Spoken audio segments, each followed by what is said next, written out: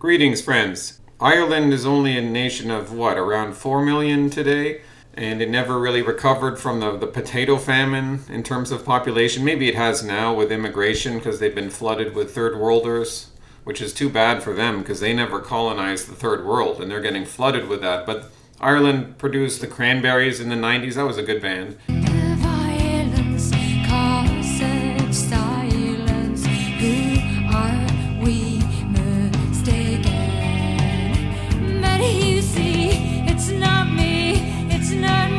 I don't know of any other major artists that came out of Ireland other than U2.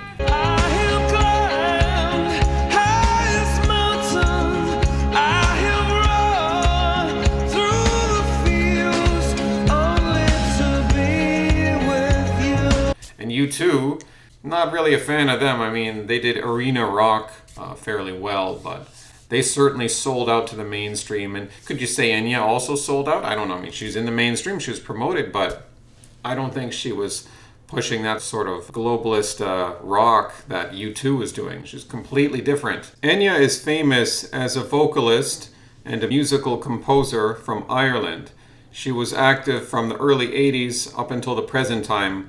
The highest, most successful part of her career was from the late 80s through the 90s into the early 2000s. And she stands in a category apart. There is no easy way to categorize Enya's music.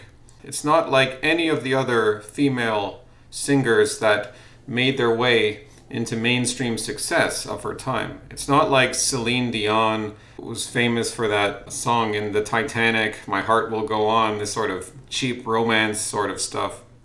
Far across the distance and spaces between us. It's not like Shania Twain looking down on men and having a song about how no man can impress her. That don't impress me much.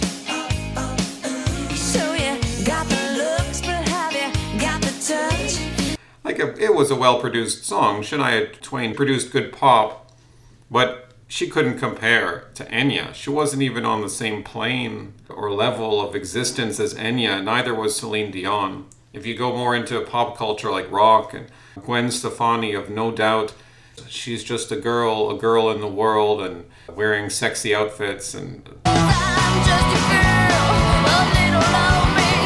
Well, don't let me out of your sight. like this is not the sort of music that can compare to Enya's music at all. Enya would have nothing to do with that at all.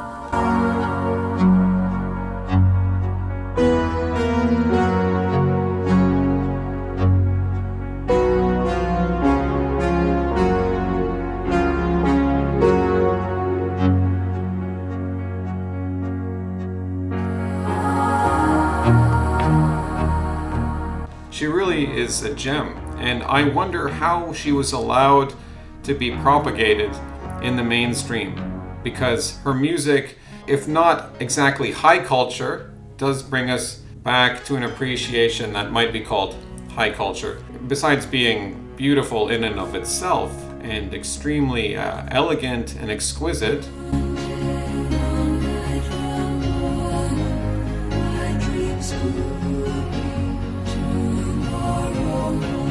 composed with extreme quality. How could this music be allowed to be propagated when the powers of the time and currently are debasing culture intentionally, making things ugly, subverting and destroying music?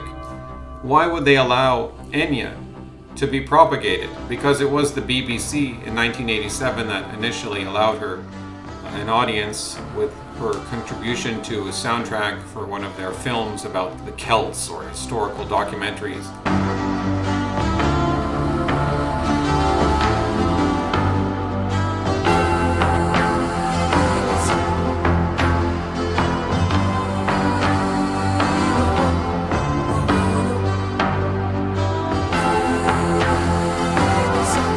And then she was picked up by major record labels in the UK, and then later, I think Geffen Records in the United States, Warner in the UK, and then Geffen in the US. But that was around the same time in the late 80s.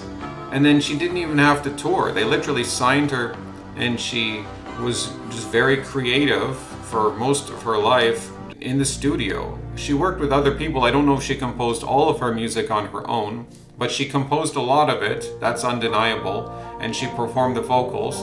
But a lot of her songs don't even have vocals. A lot of the songs are just instrumentals.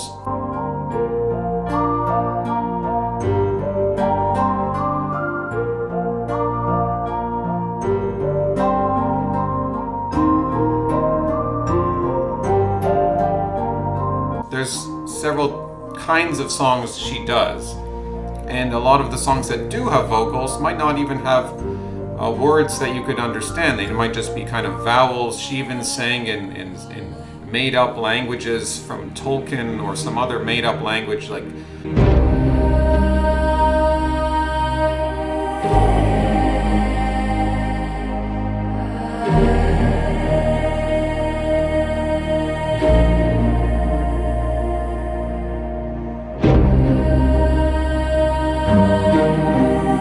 including Latin and Irish, or it's not the same as Gaelic, and English. So she has popular success in English, but then not ashamed to sing in her native Irish language, and then almost what you might call fantasy languages. Her songs convey deep force. The reason I think it's dangerous today, and I can't understand why they let Enya out, is because this is a sort of music that would remind Western man of something that he's lacking, of something missing, that we've lost something.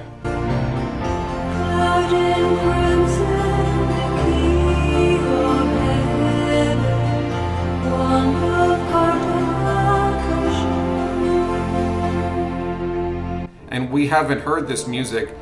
I don't have the right categories to understand it. There's a few songs she has, about four or five songs she has that I would categorize, for lack of a better word or expression, I would have to say badass or kick-ass. And that's the failure of my own generation.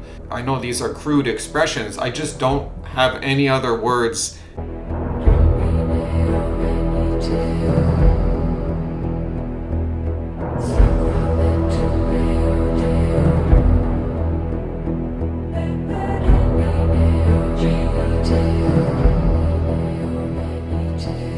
Not in the way that like a metal or a hard rock band, like, whoa, that was a kick-ass song with like loud distorted guitars, or just a really catchy like chords like AC/DC, like that's a really catchy chord. I don't mean kick-ass in that sense, although these songs all employ very prominent bass. The songs that she does that are badass are actually stripped down a lot of the time. There are not too many instruments. Boa de Seia is one of them.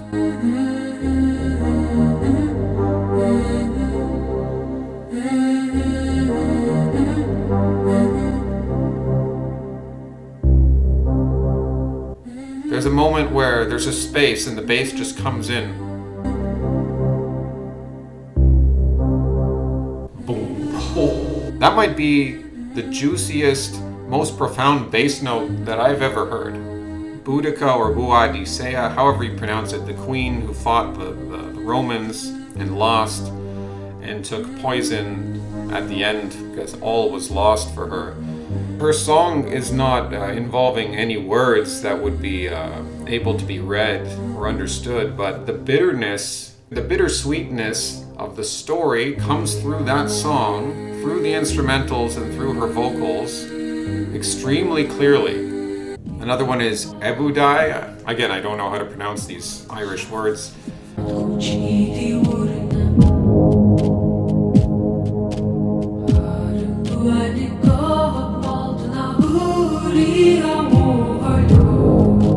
Ireland has a special place in our cultural world of the West, what's left of it, or at least it did.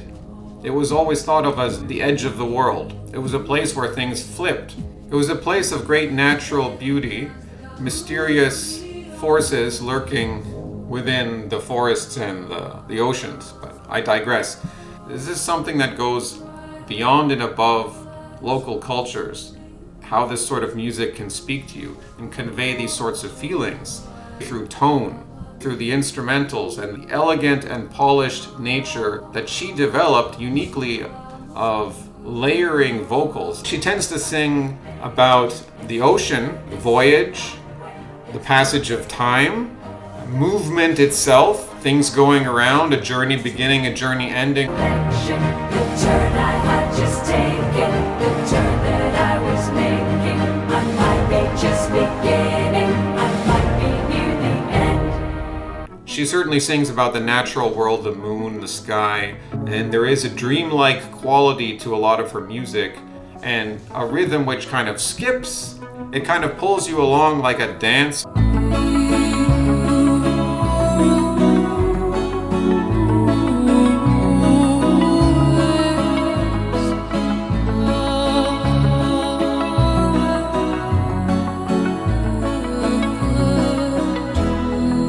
And also a profound optimism. Even though there is a lot of sadness in the music, there is a great will, I sense, to look forward to the new day.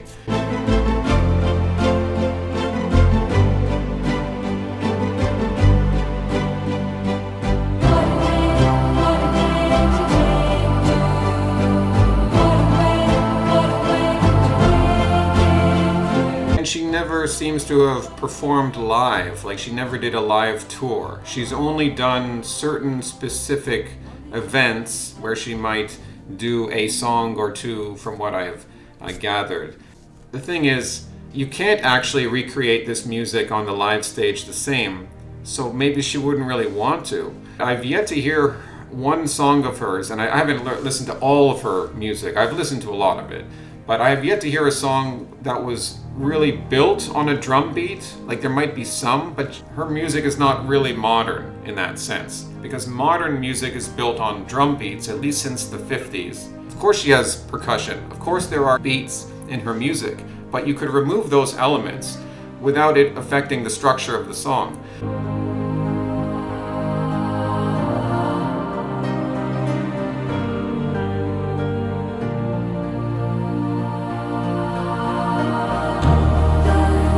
This is why her music can remain above the earthiness and have this ethereal, heavenly feeling, with extended reverb, intense layering of her own vocals and other instrumentals to create a song which is more of a space and a cavern. And in a debased age, especially in the 90s when Generation X was in its prime of creativity, the zeitgeist would have been cynicism about the world, mockery of the world, skepticism of old narratives. And then you had Enya, not part of any of that, saying, hey, here's beauty, here's wonder right in front of you. Let me say, crush upon your shoulder, let me reach for the yellow sand. These things are timeless, and we also have real timeless traditions, which are relevant to a contemporary ear. Hasta luego, amigos.